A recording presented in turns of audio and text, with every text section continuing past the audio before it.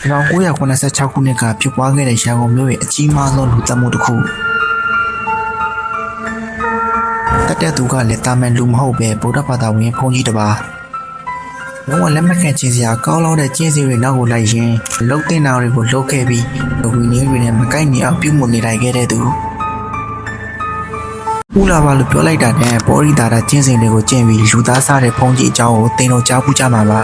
ဘောရီတာတာကျင့်စဉ်ဆိုတာလူသားစားရတဲ့ကျင့်စဉ်တစ်မျိုးဖြစ်ပြီးတော့လူသားတွေကိုထိန်းသိမ်းတဲ့လောက်စားပြီးတဲ့အခါမှာပြင်ဆင်ကောင်အားနဲ့ညီရတဲ့ခွန်အားဗလာတွေနဲ့ရေရှုမိုးပြင်းလို့ရတဲ့ခန္ဒီပေတာဆွမ်းအားမျိုးပါဒီနေ့ဦးလာပါရဲ့ဘုန်းကြီးကျောင်းတစ်ပေမြေကွက်လက်ကလေးမှာချင်းခတ်နေတဲ့လူငယ်လေးတစ်ယောက်ကသူ့ရဲ့ချင်းလုံးစီးကြော်သွားခဲ့တာကြောင့်ဘုန်းကြီးကျောင်းဝင်နဲ့ဝင်ကောက်ခဲ့တယ်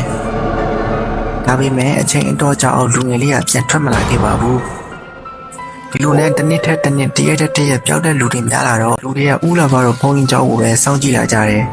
ပျောက်တဲ့လူတွေကလည်းအကုန်ဦးလာပါရဲ့ဘုန်းကြီးကျောင်းနားမှာပဲနောက်ဆုံးမြင်တွေ့လိုက်ရတာကြောင့်ဦးလာပါရဲ့ဘုန်းကြီးကျောင်းဝင်းကိုပဲပို့ပြီးတန်တရားစိတ်ဝင်လာခဲ့ကြတယ်ဒီနေ့မှာတော့လူငယ်လေးတစ်ယောက်ကဦးလာပါရဲ့ကျောင်းဝင်းလေးကိုလက်နေမှောင်ချိန်မှာရောက်လာခဲ့တယ်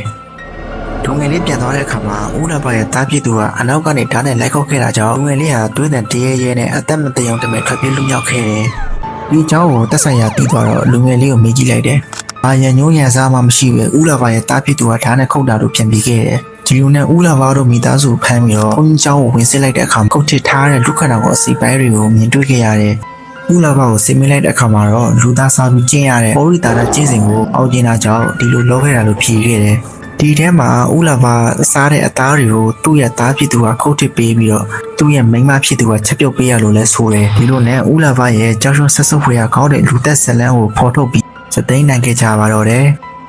ဒီလူသက်မှုကအဆိုးဝါးဆုံးလူသက်မှုတစ်ခုဖြစ်ပြီးတော့လူပေါအတွင်းလူချင်းဝဲမှုနဲ့ပဲကြော်လွန်ပြီးတရားမှုဒုစရိုက်ပြုလုပ်နေကြတဲ့အဆိုးဝါးလူတွေအတွက်တည်ခြင်းတရားဆိုတဲ့ပြည်ထောင်ကသာသူတို့အတွက်အသိတောင်ဆုံးလို့ကျွန်တော်ထင်ပါတယ်